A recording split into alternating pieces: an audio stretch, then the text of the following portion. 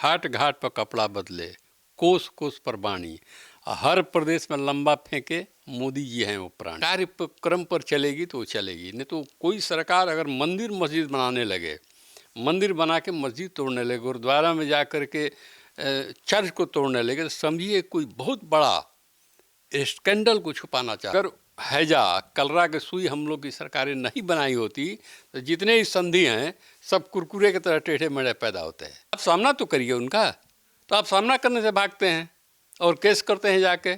अब एक आध दो दिन में लोग केस करेगा राहुल गांधी पर। जो लोग कर रहे हैं अपनी नाकामी को छुपाने के लिए हिंदू हिंदू मुस्लिम मुस्लिम कर रहे हैं, जब ये गेम फेल हुआ तो जी जैन के चक्कर में पड़े हुए हैं। लोभी के गांव में ठग भूखे नहीं मरता है। जो फाइल आई है उसमें इनका नाम है जी। और मेरे समझ से वो बहुत अपने शक्ति का प्रयोग अपने मित्र व्यापारियों के हित के लिए कर रही है सरकार। 1947 में तो देश आज़ाद हुआ था, लेकिन 14 के बाद ये देश धीरे धीरे गुलाम हो रहा है। तो मुजरा रहा है ना, आम मुजरा है, लगन चर्चा है, तो ब्याह तो होगा, कांग्रेस का होगा कांग्रेस का ब्याह होगा।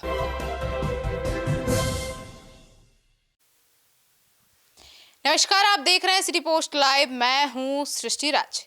बिहार में और या कहें पूरे भारत में अभी बहुत से ऐसे मुद्दे हैं जो पूरे राजनीतिक हलकों में बहस का विषय बना हुआ है, और इसी कड़ी में अब बात करते हैं बिहार की, चाहे वो नीट छात्रा का केस हो, पप्पू यादव के जेल जाने का मामला हो, या फिर केंद्र में बैठे अब एम्स्टीन फाइल, या फिर अंतर्राष्ट्रीय की बात करें तो एम्स्टीन फाइल में नरेंद्र मोदी का नाम हो। अब केंद्र के भी सांसद सत्र चल रहा है और उसमें भी अब जो राहुल गांधी है वे लगातार आरोप लगा रहे हैं, कांग्रेस और विपक्षी दल लगातार आरोप लगा रहा है कि नरेंद्र मोदी सामने नहीं आ रहे हैं, उनके सवालों का सामना नहीं कर रहे हैं।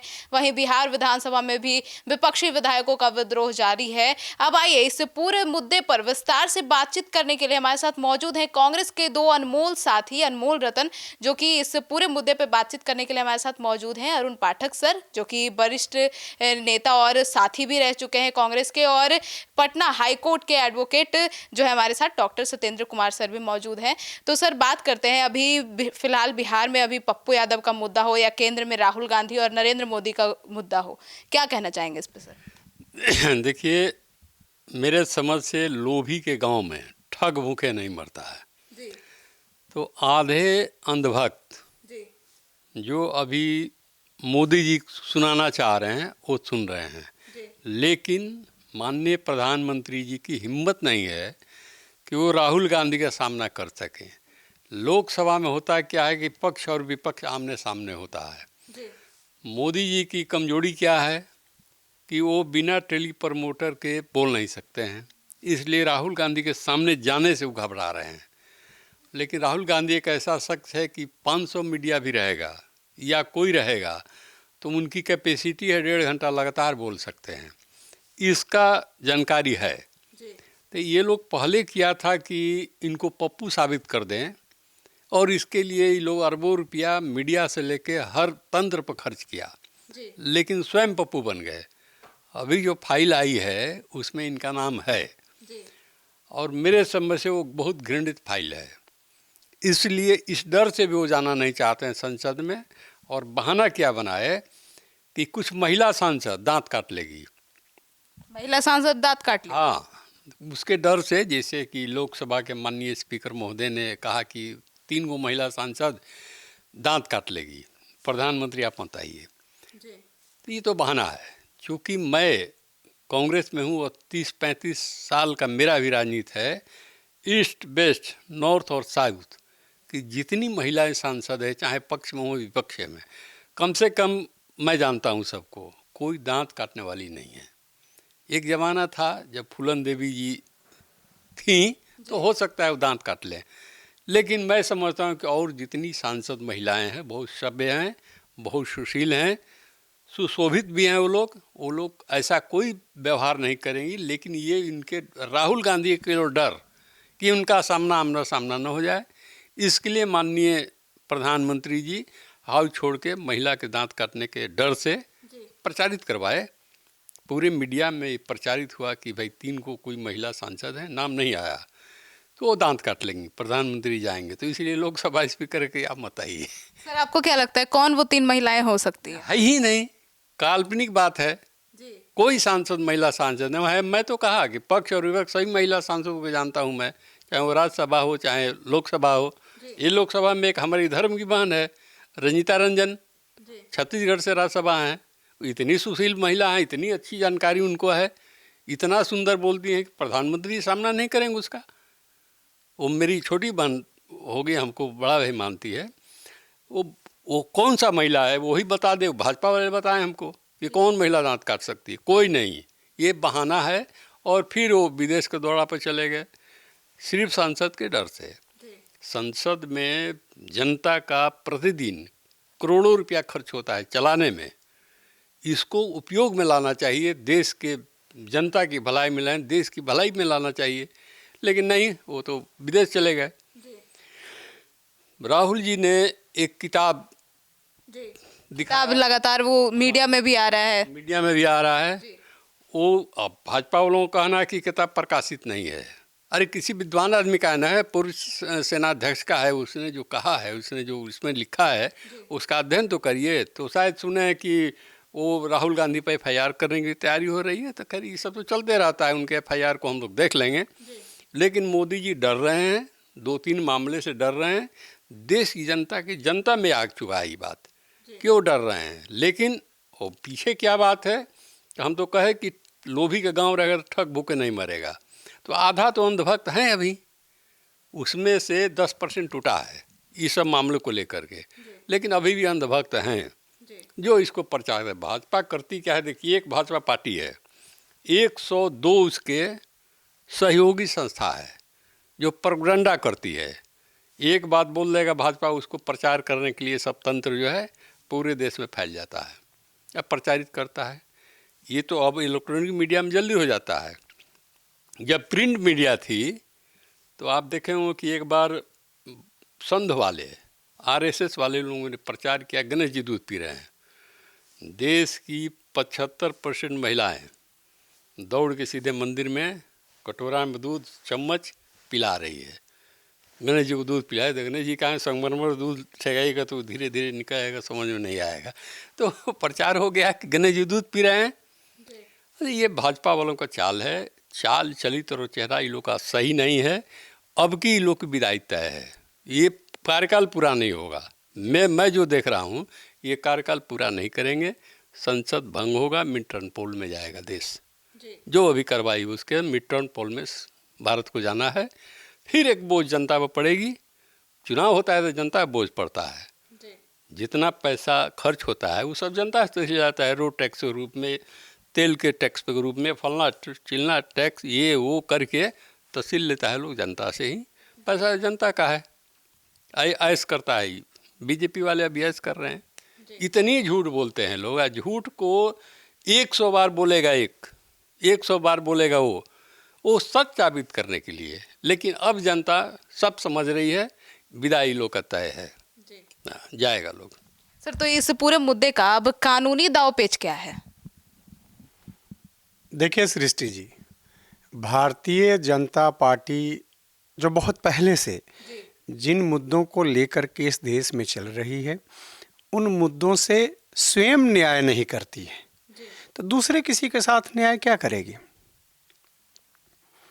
स्लोगन रहा है भारतीय जनता पार्टी का चाल चरित्र और चेहरे का। अभी हाल में सेंगर जो उनके MLA रहे, जो एक केस में जेल में थे, उनको इन लोगों ने छोड़ दिया पेरोल पे, जबकि छोड़ना नहीं था।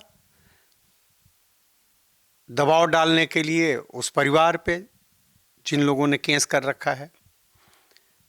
अभी क्या हुआ, सुप्रीम कोर्ट में उनके फाइल को रिजेक्ट कर दिया सुप्रीम कोर्ट ने, खारिज कर दिया, उस लायक नहीं समझा कि अपील उनका किया जाए, सजा जो है उनको भुगतना है।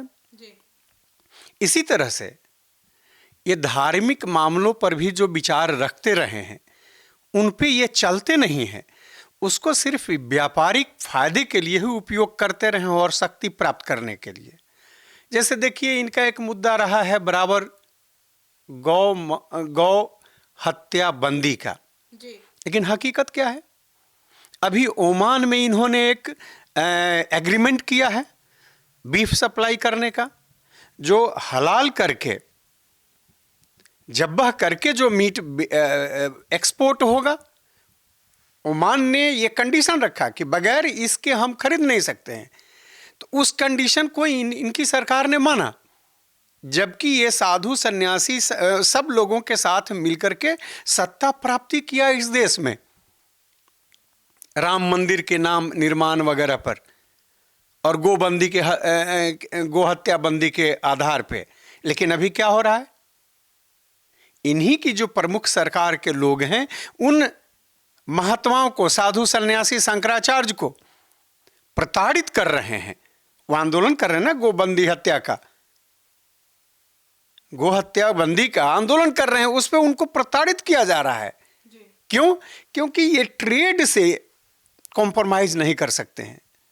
और सृष्टि जी देखिए, बहुत जमाने से रहा है, राजा वही बेहतर माना गया है, शासन प्रशासन वही निष्पक्ष और बेहतर दे सकता है जो त्यागने की क्षमता रखे। जो लोभ में, धन के लोभ में जो फंसा रहेगा, वो डकैत हो सकता है, आताताई हो सकता है, आक्रांता हो सकता है। ये देखा गया है। राम जी का इस देश में इसीलिए महत्व है, चूंकि जनता का विश्वास हासिल करने के लिए उनको जंगल भी भेजा गया, तो उस चीज को उन्होंने स्वीकार किया और वनवासी के रूप में रहे, राजा के रूप में तड़क भड़क के साथ नहीं। इसलिए उनका महत्व है। इस देश का परंपरा है, संस्कार है, सनातन संस्कृति की देन है। लेकिन अभी क्या है? अभी व्यापारियों से प्रभावित है ये सरकार। ये सरकार के जो नुमाइंदे हैं, जो संचालक हैं, वो चल रहे हैं व्यापारियों के अनुसार। जैसे प्रारंभ से देखिएगा, ये 2014 से अभी तक में, ये आप दृष्टि डालिएगा तो ये नजर आएगा। कैसे? राफेल ये देश के लिए इंपॉर्टेंट है, देश की सुरक्षा के लिए इंपॉर्टेंट है, लेकिन उसमें हुआ क्या? देश की जो कंपनी है HAL, उसको दरकिनार कर दिया गया और एक ऐसे मित्र व्यापारी को उसमें लाया गया जो पूरे दुनिया में अपने आप को दिवालिया बताता हो, और बताया गया कि इनके पास पूंजी है। 600 करोड़ रुपया उसके अकाउंट में ट्रांसफर भी करवाया गया डसाल कंपनी की ओर से, जिसके केस आज फ्रांस में भी चल रहे हैं। और वो कर नहीं पाया, ऑफसेट पार्टनर बना और वो कर नहीं पाया। कंप्लीट जो पहले की सरकार जो ये टेंडर करके और जो ये ली थी राफेल, उससे अलग हो गया, बनाया हुआ कंप्लीट लाया, जबकि ज्यादा कम ले आना था, 118 को यहीं पर बनना था। सारा चीज खत्म हो गया। ये कंप्लीट अपने शक्ति का प्रयोग अपने मित्र व्यापारियों के हित के लिए कर रही है सरकार। पहले कभी ऐसा नहीं होता था। अकबर के जमाने में भी, अकबर मुसलमान राजा थे और उनके हिंदू मंत्री थे बीरबल, लेकिन बीरबल उनको आईना दिखाते थे कि हाँ कब कहाँ किस तरह से राजा का व्यवहार होना चाहिए। लेकिन आज तो स्थिति यह है, कोई मंत्री अगर सही है भी तो ठीक से काम नहीं कर सकता है। उसको वही करना होगा जो भारतीय जनता पार्टी की सरकार को हेड करने वाले के मित्र व्यापारी कहेंगे। बताइए, 21 हजार करोड़ का ड्रग्स मिलता है, एक आध बार पकड़ाता है 21 हजार करोड़ का ड्रग्स गुजरात के उस पोर्ट पे। तो इमेजिन कीजिए कि कितने लाख करोड़ का ड्रग्स इस देश में लोगों के बीच में यूज हो रहा है। नौजवानों पर उसका क्या असर पड़ रहा होगा इस देश में। तो ये चाल चरित्र और चेहरा कहने की बात हुई, लेकिन इनके शासन काल में कहीं भी ये सही चाल चरित्र नहीं रह गया है। अब तो प्रधानमंत्री जी के साथ ही है। प्रधानमंत्री जी का एप्स्टीन फाइल में, जिस फाइल के खुलने के कारण कई देशों के शासनाध्यक्ष को इस्तीफा देना पड़ रहा है। अभी रिसेंटली आया है कि इंग्लैंड के प्रधानमंत्री को भी इस्तीफा देना पड़ेगा। लेबर पार्टी वहाँ की जो है, जिसकी नुमाइंदे वहाँ के प्रधानमंत्री हैं, वो उन पर प्रेशर दे रहा है, क्योंकि ये घृणित काम हुआ है और ये व्यापारियों के माध्यम से। तो इतने हमारे बीच के जो पहले राजनेता होते थे वो त्यागी तपस्वी हुआ करते थे, त्याग करने की क्षमता होती थी, बहुत तरह का त्याग करते थे, देश के प्रति उनकी भक्ति रहती थी। लेकिन ये तो सारे के सारे खत्म हो गए हैं लोगों की। ये अपने मित्र दलों की, मित्र व्यापारियों की फायदे के लिए और उनके माध्यम से हम अपनी पार्टी को इतना मजबूत कर सकें और देश में सत्ता पर काबिज रह सकें, सिर्फ एकमात्र यही ध्यान रह गया। अब बताइए सृष्टि जी, हम आपके यहाँ बात कर रहे हैं किसी विषय पर जी, तो हम जो अपनी बात रख रहे हैं उसके लिए हम कसूरवार होंगे, या फिर आप जो प्रसारित कर रहे हैं आप कहीं कसूरवार होंगे? लेकिन ये सरकार तो ये समझती है कि जो दर्शक इन बातों को सुन रहा है, देख रहा है, वो कसूरवार है। देश के भाई आर्मी के हेड जिन्होंने नरवणे साहब ने किताब लिखा, MM नरवणे ने, और राइटर हुए, उन पे कोई FIR होने की बात नहीं हो रही है। जिस पब्लिशर्स ने पब्लिश किया उस पर केस होने की बात नहीं हो रही है। राहुल गांधी कहीं से मंगवा करके पढ़ लिए लोगों के बीच में तो उन पे केस हो रहा है। भाई पढ़ करके बहुत सारे मीडिया के सामने भी उन्होंने पढ़ा, तो आप सारे मीडिया वाले जो उन चीजों को प्रसारित किए उन पर भी केस हो गया। इसका मतलब आप अगर समझते थे कि पब्लिश होने लायक नहीं है तो आप पब्लिश नहीं होने देते, आपने पब्लिश होने दिया ना, मार्केट में चला गया। आप तब इस पे सचेत हो रहे हैं जब राहुल गांधी जी उन बातों को लोगों के बीच में रख रहे हैं कि हमारा शासनाध्यक्ष इतना कमजोर है कि सही समय पे सही निर्णय नहीं ले पा रहा है। वो क्या है, चाइना अटैक कर रहा किए हुए है, आर्मी के हेड आपसे मांग रहे हैं, डिफेंस मिनिस्टर से मांग रहे हैं, सुरक्षा सलाहकार से मांग रहे हैं, कोई उस पर अपना निर्णय देने की स्थिति में नहीं है। कहाँ हैं हम? तो ये देश के हालात बड़ी खराब है और आपका देश का शासन का जो है सिर्फ एकमात्र शक्ति जाया हो रहा है दूसरे किसी की आवाज दबाने को। इसी क्रम में ऐसे ही ये काम कर रहे हैं और एक जगह नहीं है इनका, इनके जहां डबल इंजन की सरकार है वहां का भी हालात है। बताइए सृष्टि जी, इस बिहार में कोई भी कसूरवार हो, नीट छात्रा गायत्री की अगर परिवार का कोई कसूरवार है तो आप उसी को सामने ले आइए।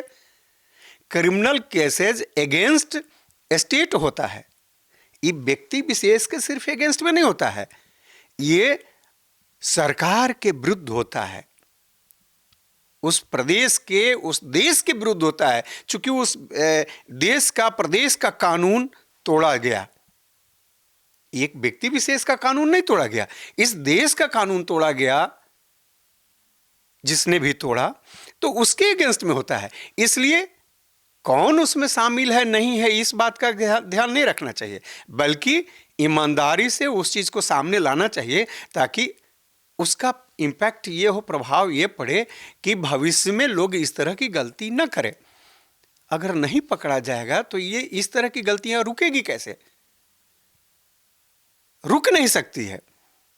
और बताइए, अगर इस चीज को कोई उजागर कर रहा है, प्रेशर दे रहा है कि ना आप सही रूप से काम करके और इस चीज को उजागर कीजिए, मैं ये नहीं कह रहा हूं या दूसरा कोई ये नहीं कर रहा है कि अमुक व्यक्ति को आप पकड़िए। ये कहा जा रहा है कि कोई भी जो इसमें, भाई ये घटना तो घटी, किसी ने गलती तो की, उस गलत आदमी को आप पकड़िए। उसी समय में एग्जीबिशन रोड में परफेक्ट गर्ल्स हॉस्टल में भी एक हैंग हुआ, नहीं कोई उठा रहे हैं तो सरकार कहां उसमें कुछ कर रही है? आखिर बगैर ये बताए हुए ये संभव नहीं है। समाज को, जनता को, जो राजनीतिक दल हैं उनको सामने आकर के करना ही पड़ेगा। तो आप कोशिश कर रहे हैं, जैसे पप्पू यादव जी को आपने जेल भेजा, ठीक है भाई, बेल टूटा था, कानूनी दृष्टिकोण से ये उचित गलत नहीं है सर, लेकिन इस पर भी तो विपक्ष यही आरोप लगा रहा है ना कि नीट छात्रा के केस में वो आवाज उठा रहे थे इसलिए जेल भेज दिया गया। मैं यही तो कह रहा हूँ, चूंकि मैं एक एडवोकेट भी हूँ तो मैं इसको ये गलत नहीं मान सकता हूँ। कोर्ट का आदेश है, उसके अनुसार होना चाहिए। बेल अगर टूटा हुआ है तो जेल जाना है, इसमें दो मत नहीं। लेकिन सवाल है कि समय क्या है। 31 साल से केस है, 31 साल से में आप क्या कर रहे हैं? 2-4-5 साल में उसमें कन्विक्शन होना था तो कन्विक्शन होना जाना चाहिए, कुछ भी होना चाहिए था। गवर्नमेंट की एजेंसी उसमें कहाँ कितना जांच वगैरह करके कोर्ट को अभी तक क्या दे पाई है? ये होना चाहिए ना। 31 साल एक केस में लग जा रहा है तो आप न्याय कब दीजिएगा? जस्टिस डिले जस्टिस डिनाई, ये कहा जाता है। इतना दिन तक अगर आप डिले कर रहे हैं इसका मतलब डिनाई कर रहे हैं। तो जिसने भी केस किया है उसके साथ भी आप अन्याय कर रहे हैं। लेकिन समय है, टाइमिंग है। आप व्यक्ति के कारण आपको लग रहा है कि हमारा छीछा लेदर हो रहा है तो आप पकड़ रहे हैं ताकि वो बंद हो जाए। देखिए, पब्लिक परसेप्शन होता है। इस देश में बहुत सारी सरकारें चली गई आरोपों पर। विपक्ष ने आरोप लगाया और उसके अनुसार मेजॉरिटी की, थंपिंग मेजॉरिटी की सरकार इस देश में चली गई। और लास्ट में हुआ क्या? ढाक का 3 पात। कोर्ट में हुआ कि नहीं, इस तरह की घटना घटी नहीं है, कोई सजा नहीं हुआ। जैसे बफोर्स में राजीव गांधी जी की अभी तक के आज़ाद इतिहास में, देश के आज़ादी के बाद से उतनी बड़ी मेजॉरिटी किसी की नहीं थी। लेकिन बीपी सिंह द्वारा लगाए गए एक झूठ, गैर कांग्रेसियों द्वारा देश भर में फैलाए गए आंदोलनों के आधार पे वो सरकार तो चली गई। और बफोर्स तोप साबित कब हुआ कि क्या है, कैसी है? आदरणीय वाजपेयी जी के नेतृत्व में चल रही सरकार के दरमियान कारगिल में साबित हुआ बफोर्स की बहुत बढ़िया है। और इस देश ने राजीव गांधी के बाद उस बफोर्स पे ब्लैक लिस्टेड डाल दिया। नतीजा, गोला 100 गुना ज्यादा कीमत पर ब्लैक में लेना पड़ा। आपके पास वो बफोर्स आर्म्स तो था और उसके गोला आपको 100 गुना कीमत पर लेना पड़ा इसी सरकार के द्वारा, जिन सरकारों ने आरोप लगा करके उस सरकार को खत्म किया था। 414 एमपी की सरकार और सरकार खत्म हो गई, इसलिए कि इतने अच्छे सीधे साधे नेतृत्व करने वाले, देश को मानने, देश से प्रेम करने वाले, उन कटु और षड्यंत्रकारी शक्तियों को समझ नहीं पाया और सरकार चली गई। देश को इसका बहुत घाटा हुआ। तो अभी तो सरकार इसी तरह का काम कर रही है। एक भी जो देश को लूट करके यहां से भाग गए पिछले 12 वर्षों में, उनको ला नहीं पा रही है। कितनी ये सरकार कमजोर है। नीट मामले में भी, चाहे किसी तरह का इस तरह का जो मामला है, कहीं न तो कोई पारदर्शी है, न कोई सही तरीके से, कानूनी तरीके से चल रहा है। केवल एकमात्र काम है इस देश की सरकार का, अपने मित्र व्यापारियों को फायदा पहुंचाना और जो लोकतंत्र में विश्वास करने वाले इस देश के दूसरे जो पार्टियां हैं, उनके नेताओं पर इस तरह से प्रेशर देना ताकि उनके कामों में वो किसी तरह का व्यवधान न डालें। ये राहुल जी के साथ क्या हो रहा है? कौन सी गलती वो करने वाले हैं जो इस तरह का हमेशा दिया जा रहा है प्रेशर? इतने ढंग से वो चाहे कोई हो, अभी आज की जो बात चल रही है केस करने की, या उसके पहले जो भाषणों में अपना जो बात रखे उस पर केस करने की बात हो रही, उस तरह की बात तो पार्लियामेंट में माननीय प्रधानमंत्री जी रोज बात करते हैं, उससे ज़्यादा कहीं करते हैं। अभी उन्होंने कहा कि क्या भाई, चोरी कर लिया गांधी जी का सरनेम, पुश्तैनी चोर है बताया उन्होंने। बताइए कितनी गलत बात है, जानकारी उनको नहीं है। इंदिरा जी की शादी हुई थी 1942 में फिरोज गांधी जी से, और फिरोज गांधी जी का बचपन का नाम, उनके पिताजी का नाम था जहांगीर घांडी, जो बदलते बदलते बदलते गांधी हो गया। 1938 में उनका जो इंग्लैंड में बना ये ड्राइविंग लाइसेंस, उस पे लिखा हुआ है गांधी। कहां किसी की चोरी की बात है? सारे उस जमाने के अखबारों में भी छपा हुआ है, उनके नाम में गांधी है। तो पति से नाम मिला इंदिरा जी को गांधी, कहां किस तरह की चोरी है? और प्रधानमंत्री जैसे पोस्ट पे बैठे हुए आदमी इस तरह की बात करते हैं। केस तो वैसे व्यक्ति पर होना चाहिए।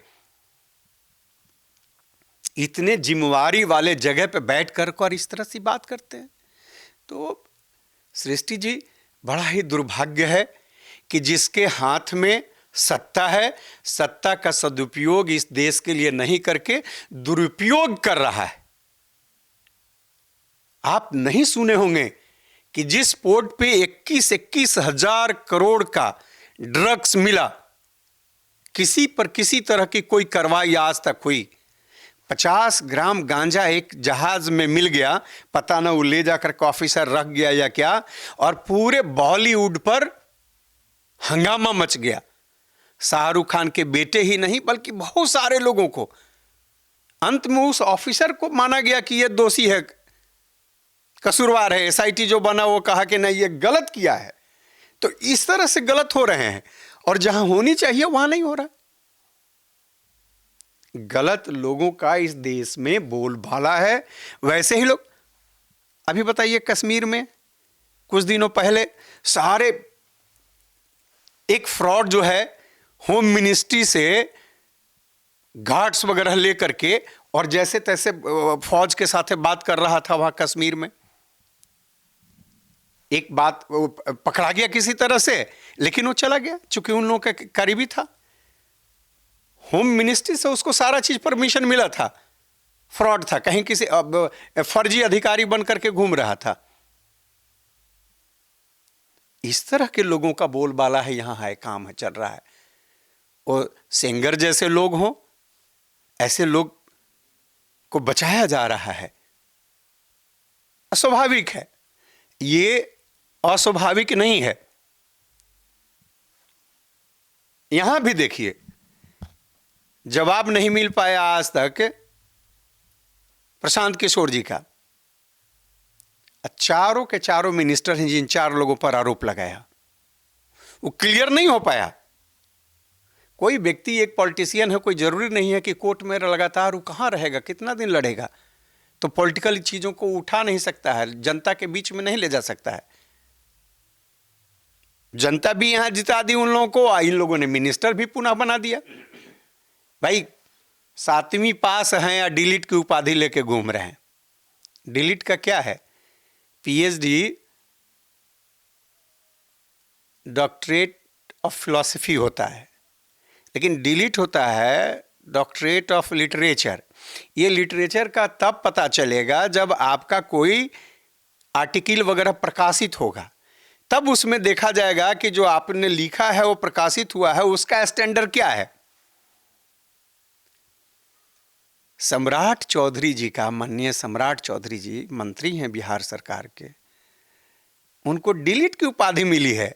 मैंने तो नहीं आज तक सुना कि उनका कोई आर्टिकल आज तक कोई छपा है। बगैर छपे हुए डिलीट की उपाधि कैसे मिल गई? वो देने वाला कौन सा फर्जी इंस्टीट्यूशन है? तो इस तरह का है, इस देश में चल रहा है, प्रदेश में हो, देश में हो, इसी तरह की बात चल रही है। और शक्तियों का दुरुपयोग देश को लूटने में और दूसरे किसी को डराने में, रोकने में, आम जनता को। अब बताइए, बजट अभी पेश हुआ है रिसेंट, चुनाव के तक 10-10 हजार रुपए महिला सशक्तिकरण के नाम पर, योजनाओं के नाम पर 1.25 करोड़ लोगों को बिहार में दिया गया वर्ल्ड बैंक से कर्जा लेकर के। चुनाव तो हो गया, मकसद भी पूरा हो गया, देश में सत्ता, प्रदेश में सत्ता भी मिल गई। बजट आया, साल भर का खाका फका, कैसे आप करेंगे, विकसित करेंगे। लेकिन 2.25 लाख रुपए प्रत्येक उन लोगों को देने की बात है। फर्स्ट इंस्टॉलमेंट में 10,000 रुपया आया है। आगे के 2,15,000 का कोई प्रोविजन नहीं है, 2-4 लाख लोगों के लिए भी नहीं है बजट में। तो ये क्या है? इस बार का तो बजट बड़ा है पिछली बार के बजट से, और उसमें ये भी डाला गया है कि जो महिलाओं को 10-10 दिया गया है, अगर वो ये व्यापार में यूज किए हैं तो इस बार उन्हें मिलेगा दूसरा किस्त। सृष्टि जी, बजट में इंगित रहता न है कि किस मद में हम कितना खर्चा करेंगे। मैं पूछता हूं 3 लाख करोड़ रुपया से ऊपर की जरूरत है इसके लिए, कहां है? 3,47,000 करोड़ की है बजट, अगर उसमें 2 लाख से ज्यादा तो लगभग खर्चा है वेतन आदि पर और सारे कामों के लिए। इस काम के लिए बजट कहां है? जीविका के उन सेल्फ हेल्प ग्रुप चलाने वाले लोगों के लिए कहां प्रावधान रखा गया है? वो पैसे का कहां इंतजाम है? कर्जा ले करके 10-10 हजार रुपया तो दे दिया गया, लेकिन वो लोग अगर काम कर, भाई आप ये समझ करके दिया ना कि हाँ इतने लोग काम करेंगे, आपको विश्वास था, तो आगे साल भर में वो विश्वास नहीं रह गया कि काम करेंगे, तो डूब गया विश्वास। आपको इतना विश्वास होना चाहिए था ना। अचानक 15 दिन में, 1 महीने में, इलेक्शन के दरमियान आपको देने के लिए हो गया, इतना आप पर कॉन्फिडेंस था कि हाँ इन लोगों से मैं काम लूंगा, ये लोग काम अपना करेंगे। लेकिन अब जब साल भर आपके सामने बचा हुआ है, मिला हुआ है, तब आपको अपने आप पर भरोसा नहीं रह गया। उसके लिए कहीं से कोई इंतजाम नहीं किया आपने। कम से कम चर्चा तो होता कि हाँ हम इतना लाख करोड़ रुपया का इंतजाम करेंगे, टाइम टू टाइम लेंगे, कहाँ से लेंगे, वर्ल्ड बैंक से लेंगे, मुद्रा कोष से लेंगे, कहाँ से लेंगे, कि भारत सरकार देगी, कहाँ से उस पैसे का इंतजाम करें, ये होना चाहिए ना। तो ये केवल जो हो रहा है, जैसे देखिए, एक मैंने देखा है बिहार में गंगा जी में शिप के रिपेयर के लिए 300 करोड़ रुपया दिया गया है भारत सरकार से। हो गया कि 300 करोड़ रुपया दे दिए, पटना में शिप के रिपेयर के लिए होगा। लेकिन ये शिप आएगा कैसे? बनारस से एक चला था कलकत्ता के लिए शिप, बीचे में फंस गया, फिर जब बरसात समय आया तब वो निकला। कब रिपेयर होगा? गंगा जी में पहले ड्रेन करके इस लायक, चलने लायक बनाइएगा तब ना। तो ये सब झूठी बात होता है। योजना बता दिया, लोक लुभावन, पब्लिक अपना सोचते रहे, होगा कहीं कुछ नहीं। जैसे अहमदाबाद से बॉम्बे तक बुलेट ट्रेन अभी चल ही रहा है, 11-12 साल हो गया। जापान से पैसे भी लिए गए 1 लाख करोड़ रुपए, लेकिन अभी तक हो रहा है। तो हमारे प्रधानमंत्री जी और इनके नुमाइंदगी में, इनके नेतृत्व में जो सरकार चल रही है देश भर में, डबल इंजन की भी जहां तहां सरकार, ये लोग सिर्फ इस तरह की बात करते हैं जैसे इस देश में पंचवर्षीय योजना है, इसलिए कि 5 साल की कोई सरकार रहती है तो आप जितने दिनों के लिए चुने गए हैं उतने दिनों में आपको जो करना है सो कीजिए। लेकिन प्रधानमंत्री जी अगले जन्म की भी बात कर रहे हैं, 1947 में बनाने की बात करते हैं। ये पहली सरकार है जो पंचवर्षीय योजना की बात नहीं करता है। पता ना 50 वर्षीय योजना की बात करते हैं कि क्या करते हैं, अगले जन्म की भी। जब ठीक है अपने जिंदा रहने की बात, लेकिन अपने जिंदा ना, ये व्यक्ति विशेष का तो रहता ना है, सरकार रहता है, उस बॉडी की है जो चुन करके आती है। आप जब नहीं रहेंगे तो उस बात को क्यों रख रहे हैं कि हम कर देंगे ये 47 में विकसित? कहां हो रहा है? जितनी बातें कह रहे हैं सब के सब झूठी बातें हैं। इस देश को केवल गुमराह करने की कोशिश की जा रही है। एक भी स्पष्ट और कोई भी ऐसा काम नहीं हो रहा है जो, भाई दुनिया में सबसे नौजवान देश माना जाता है भारत को, लेकिन कौन सा ऐसा काम हो रहा है? योजनाओं में कहीं नहीं दिखता है। हाँ, इनके टाइम टू टाइम ऐसे स्कीम आते रहते हैं जिससे झगड़ा हो। भाई मजदूरों, नौजवान मैक्सिमम मजदूर जो होते हैं, मनरेगा जो पहले था, ये देश एक एक्ट के माध्यम से कानूनी गारंटी दिए हुए था उन मजदूरों को जो रजिस्टर्ड होते थे कि हम आपको 100 दिन की काम देंगे, अगर हम 80 दिन ही दे पाए तो अगले 20 दिन की मजदूरी भी हम आपको देंगे। ये बाध्यकारी था देश के लिए। ये सरकार 42 दिन तक काम दे रही थी। मौजूदा आदरणीय नरेंद्र मोदी जी के नेतृत्व में जो सरकार चल रही है वो सिर्फ और सिर्फ 42 दिन का दे रही थी, तो 58 दिन का बाध्यता था पैसा देने का। चूंकि काम ये सृजन नहीं कर पा रहे हैं, जबकि उस योजना से, उस एक्ट के तहत जो काम हो रहे थे उसका बहुत देश पर अच्छा इम्पैक्ट था। जैसे ग्रामीण क्षेत्र में रोजगार की बात थी, तो ग्रामीण क्षेत्र में काम हो रहे थे, पर्यावरण को मजबूत करने का काम हो रहा था, करोड़ों पेड़, अरबों पेड़ उस योजना के माध्यम से लगाए गए। ग्रामीण क्षेत्रों में बहुत सारे रोड बने, उससे मिट्टी भर के रोड बने, पानी का इंतजाम किया गया, तालाब बने। ऐसे गड्ढे से जहां से कष्ट होता था उन गड्ढों को भरा गया और रोजगार भी उन लोगों को मिला।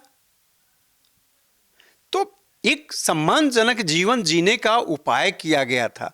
अब क्या है, अब आपने उसको स्कीम बना दिया। स्कीम रहेगा तब किसी को काम मिलेगा, काम देना बाध्यता नहीं रह गई सरकार के सामने।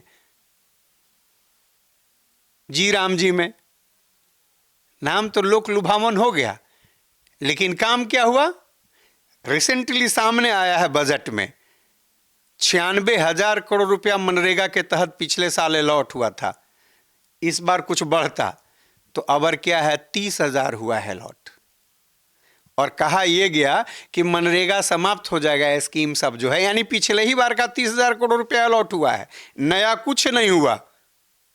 तो ये स्कीम बनाएंगे जी राम जी के तहत, यही ध्वस्त हो गया। पहले से भी जो योजनाएं चल रही थी उसको कंटिन्यू भी नहीं कर रहे हैं, धीरे धीरे उसको खत्म कर रहे हैं। नामकरण तो चेंज करते ही हैं, स्टेशन का पहले बदलते थे और चीजों का बदलते थे, केंद्रीय विद्यालय का भी नाम बदल उदल करके, करना कुछ नहीं है, दूसरे किसी के किए हुए का नाम बदलना है। और अब धीरे धीरे ये जो स्कीम, भाई इन स्कीमों के माध्यम से देश का विकास हो रहा था, अनवरतता उसमें मिली हुई थी। मनरेगा के तहत उतने लोगों को काम मिल रहा था, एक रोजगार मिल रहा था, सम्मानजनक लाइवलीहुड की व्यवस्था थी। इस सोच के साथ आपने खत्म कर दिया। आप मजबूर कर रहे हैं लोगों को जो हम 5 किलो देंगे उस पे तुम अपना जीवन बसर करो। अब बिहार में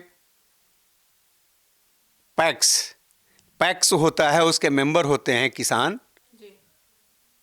स्थिति यह है कि एक एक पैक्स में 100 मेंबर जो किसान हैं उनसे 100 ग्राम भी धान नहीं लिया जा रहा है। उस पैक्स द्वारा धान कहां से लिया जा रहा है? मजबूर होकर के किसान अपनी धान कम कीमत पर, अगर 2400 रुपये पैक्स में है तो 1600 1700 पर अगर बेचने के लिए मजबूर हैं, तो वही पैक्स उन किसानों से ब्लैक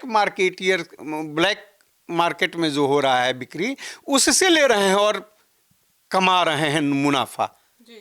तो व्यापारियों जो व्यापार कर रहे हैं उनको इसका फायदा मिल रहा है। असल जो हकदार हैं उनको जो दाम कीमत मिलना चाहिए वो नहीं मिल रहा है, उनको लूटने का कोशिश किया जा रहा है। जैसे बिहार में शराबबंदी, ये सरकार जान गई है कि कैसे हमको इस तरह से लूटना है लोगों को और उनके माध्यम से कमाना है। जैसे शराबबंदी है नहीं, लेकिन जो ब्लैक मार्केटिंग कर रहे हैं उनके माध्यम से लूट हो रहा है। अरबों रुपए का महीनों लूट है, हजारों करोड़ का जो पावर में बैठे हुए हैं वो लोग लूट रहे हैं। अब पीने वाले तो पी रहे हैं, 100 रुपए का चीज वो 500 रुपए में दे करके पी रहे हैं। तो दुर्भाग्य है इस देश का कि वैसी शक्तियों के हाथ में आज शासन व्यवस्था है जिनके अंदर स्लोगन तो रहा है चाल, चरित्र और चेहरे की, लेकिन वो सब विकृत रूप में आज के डेट में है। उनका चाल भी ठीक नहीं है, चरित्र भी ठीक नहीं है। भाई एप्स्टीन क्या बता रहा है? चरित्र ही तो बता रहा है, और चाल तो देख ही रहे हैं। बेवजह उन लोगों को प्रताड़ित किया जा रहा है जिनको पुरस्कृत करना चाहिए। तो सृष्टि जी, अब जरूरत है इस बात की कि देश की आम जनता इस चीज को समझे और उसके अनुसार हम तो ये कहेंगे कि 1947 में तो देश आज़ाद हुआ था, लेकिन 14 के बाद ये देश धीरे धीरे गुलाम हो रहा है। और सभी फील्ड में हो, धर्म के फील्ड में हो, जिस फील्ड में हो, धर्म में भी मनमानी हो रहा है, अपने ढंग से गढ़ने की कोशिश हो रही है। मंदिरों का सिर्फ व्यवसायीकरण हो रहा है। वो जो आध्यात्मिक सुख के लिए लोगों का होता था वो खत्म होते जा रहा है। वहां पर भी कैसे इनकम हो, इस बात का ध्यान रखा जा रहा है। तो सभी फील्ड में नकली लोगों का असली स्लोगन दे करके ये लूटपाट हो रहा है। ऐसी स्थिति में सिर्फ और सिर्फ आम जनता को जागरूक होकर के लड़ने से ही होगा। और हमारे यहाँ तो गांधी जी का है ही सत्य और अहिंसा पर आधारित। चूंकि झूठों का बोलबाला हो गया है तो सत्य को सामने आना पड़ेगा और मजबूती से इसके लिए सत्य आधारित काम करना होगा, आम जनता को आना होगा, तब इस देश को उन झूठों से निजात पा सकते हैं। अन्यथा देखिए, अभी यूजीसी का है, क्या है? स्टैंडिंग कमेटी है पार्लियामेंट की। स्टैंडिंग कमेटी कहता है कि मैंने जो सिफारिश किया उसको माना नहीं गया। भाई, अमली जामा तो आप पहनाए हुए हैं कि हाँ, पार्लियामेंट के जो सदस्य हैं उन लोगों से हम सिफारिश ले रहे हैं, थोप दिया उन पर। विपक्ष का उसमें चेयरमैन भी थे दिग्विजय सिंह जी, कहने के लिए वो हो गया अगर कुछ गड़बड़ी हुआ तो। लेकिन हकीकत क्या है? उसकी बात को माना नहीं, और न भारतीय संविधान द्वारा जो मूलभूत अधिकार किसी नागरिक को मिला हुआ है आप उसको मान रहे हैं। भारतीय संविधान में ये तो कहा गया है कि सामाजिक रूप से कुछ लोग पिछड़े हैं, पिछड़ा वर्ग है, लेकिन उनको ये नहीं माना गया, जैसे शेड्यूल कास्ट के लोग हैं उनमें छुआछूत की बात है, भेदभाव की पहले बात थी, इस तरह से लोग दूरी बनाते थे। पिछड़ों के साथ ही इस तरह की बात नहीं थी। तो फिर यूजीसी में आप उनको उस जगह पे क्यों रखे? उनके समान क्यों बना दिया? संविधान में तो ऐसी कहीं बात नहीं है कि पिछड़े जो हैं सो अछूत हैं। तो इस तरह की डिस्क्रिमिनेशन की बात तो नहीं थी, लेकिन आपने उनके जगह पर रख दिया। हकीकत क्या है? रिसर्च क्या कहता है कि अभियुक्त जो हैं उन शेड्यूल कास्ट के बच्चों के साथ डिस्क्रिमिनेट करने में अभियुक्त जो हैं सही हैं, गलत हैं वो अलग बात है, लेकिन डाटा जो कहता है कि 81% पिछड़े वर्ग से लोग आते हैं जो उसमें अभियुक्त हैं।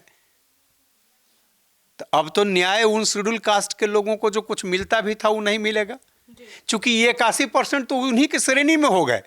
अब तो अभियुक्त भी नहीं उनको अब बना सकते हैं।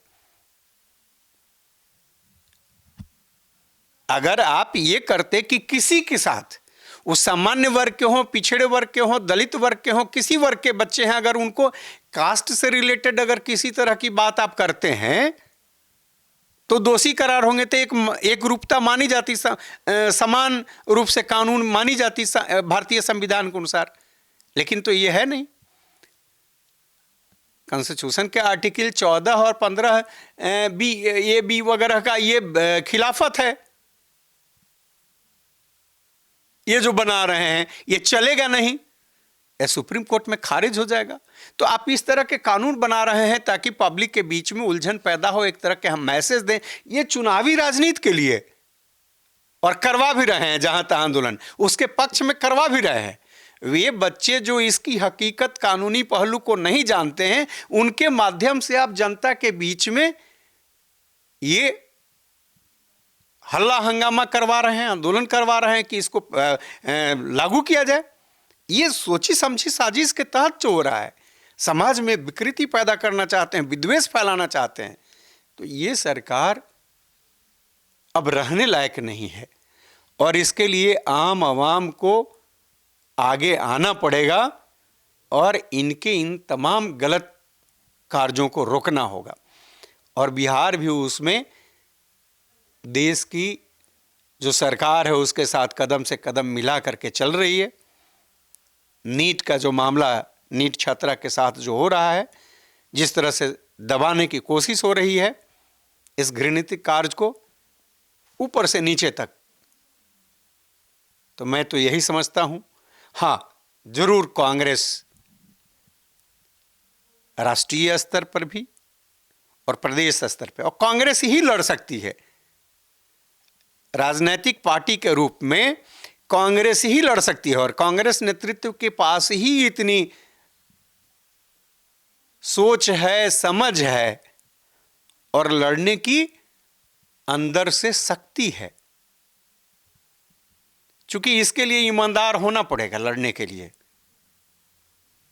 जो व्यापार में नहीं है। कांग्रेस का नेतृत्व व्यापार में नहीं है, इसलिए किसी तरह से सरकार से कोई डर नहीं है और लड़ने के लिए तैयार हैं। और यही होते रहा है। राजनीति में जो आम जनता के मुद्दों को लेकर के लड़ता है उसको व्यापारी नहीं होना पड़ता है। व्यापारी कभी लड़ नहीं सकता है, क्योंकि वो तो हमेशा अपने व्यापार के कारण डरा हुआ रहेगा, सरकार की शक्ति के कारण, तो लड़ नहीं सकता है सच्चाई से। तो संजोग से राहुल गांधी के रूप में कांग्रेस का नेतृत्व है जो किसी तरह का व्यापार नहीं करता है, इसलिए सरकार से कहीं डरने की बात नहीं है। और इस लड़ाई को राहुल गांधी के नेतृत्व में देश भर में बढ़िया से लड़ा जा रहा है और हम लोग विश्वास करते हैं कि आम जनता इस नेतृत्व पर विश्वास करके इस लड़ाई में साथ देगी, आगे आएगी। जी। तो सर अब इस पूरे मुद्दे पर आप क्या कहना चाहेंगे? नहीं, ये प्रोफेसर वकील साहब सही बोल रहे हैं। एक चीज़ मैं बताऊंगा आपको कि देखिए, बहुत ध्यान से सुनने की चीज़ है कि घाट घाट पर कपड़ा बदले, कोस कोस पर बाणी, हर प्रदेश में लंबा फेंके मोदी जी हैं वो प्राणी। उनके प्रवक्ता के 3-4 दिन पहले मैं सुन रहा था, सुधांशु जी का, माननीय सांसद भी हैं और काफ़ी विद्वान आदमी हैं, हमसे उनको बराबर कुछ ना कुछ बातें होते रहती है। उन्होंने कहा कि गौ हमारी माता है, लेकिन उजर की, जो देसी गाय है उजला, वो हमारी माता है, और करियक की, भुअर की, चितकबरी, ये माता नहीं, खाने के लिए है।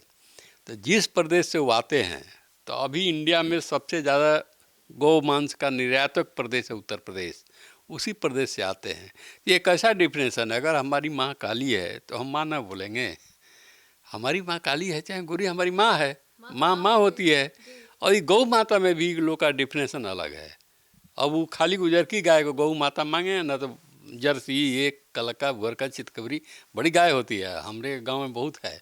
हमारे घर में तो वो कैसे हो गई माता? वो भी हमारी है, चाहे सिंह हो ना हो, गौ है तो है। लेकिन त्रिवेदी जी का डिफरेंस हमने 2 बार उनसे पूछा कि भाई इसका डिफरेंसन पूरा हमको बताइए, वो नहीं बता पाए, वो इसको नज़रअंदाज कर गए। लेकिन वो जैसे मोदी ये फेंकते हैं हर प्रदेश में, उस टाइप ये लोग भी सीख लिया है, ये लोग के प्रवक्ता भी सीख लिए हैं झूठ फेंकना।